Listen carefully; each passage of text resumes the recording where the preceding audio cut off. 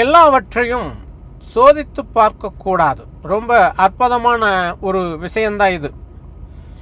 வாழ்க்கையில் எப்போதுமே ஒரு விஷயத்தை நீங்கள் நல்லா தெரிஞ்சுக்கணும். நல்ல நட்பையும் சோதித்து பார்க்கக்கூடாது, நெருப்பையும் சோதித்து பார்க்கக்கூடாது. நல்ல நட்பை சோதித்து பார்த்தால் உங்களுக்கு நட்பு இருக்காது இந்த உலகில்.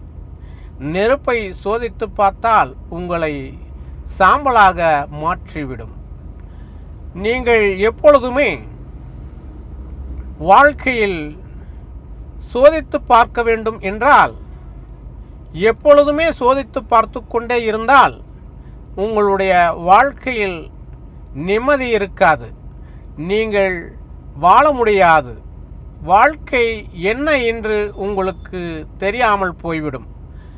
ஆகையால் நீங்கள் எப்பொழுதும் எல்லாவற்றையும் சோதித்து பார்த்தால் மன நிம்மதியை இழந்து, வாழ்க்கையில் பகுத்தறிவை இழந்து, நீங்கள் எந்த விதமான ஆதரவும் இல்லாமல் வாழ்க்கையில் நீங்கள் நிராதபாணியாக இருக்க வேண்டிய சூழ்நிலை வந்துவிடும். நீங்கள் எந்தெந்த விஷயங்களை சோதித்து பார்க்க வேண்டும், எந்த விஷயங்களை சோதித்து பார்க்கக்கூடாது என்ற பகுத்தறிவை நீங்கள் பயன்படுத்தினால் அந்த பகுத்தறிவே உங்களுக்கு வழிகாட்டியாக இருக்கும் என்பதுதான் உண்மை. பகுத்தறிவு என்பது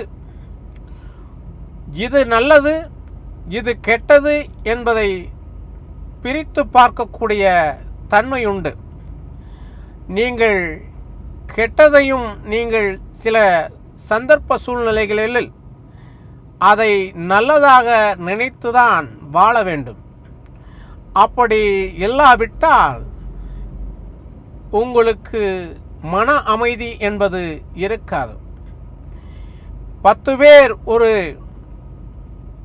விழாவுக்காக வருகிறார்கள் என்றால் அதில் 2 பேர் கெட்டவர்கள் இருப்பார்கள், 8 பேர் நல்லவர்களாக இருப்பார்கள்.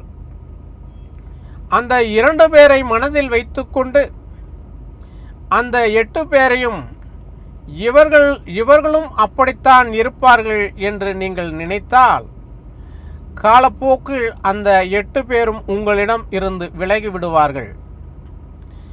ஆகையால் வாழ்க்கையில் எப்பொழுதுமே மற்றவர்களுடைய குறைகளை பார்க்காமல், மற்றவர்களை சோதித்து பார்க்காமல் நீங்கள் வாழ கற்றுக்கொண்டால் வாழ்க்கையில் எப்பொழுதுமே மகிழ்ச்சியாக இருக்கலாம் என்பதுதான் உண்மை.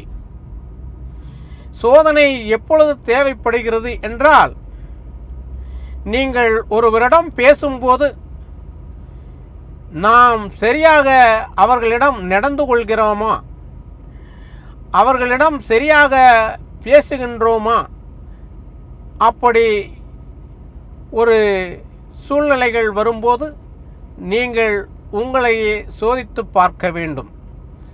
அதுதான் உண்மையான சோதனை. அப்படிப்பட்ட சோதனை தான் உங்களை வாழ்க்கையில் உயர்த்தும்.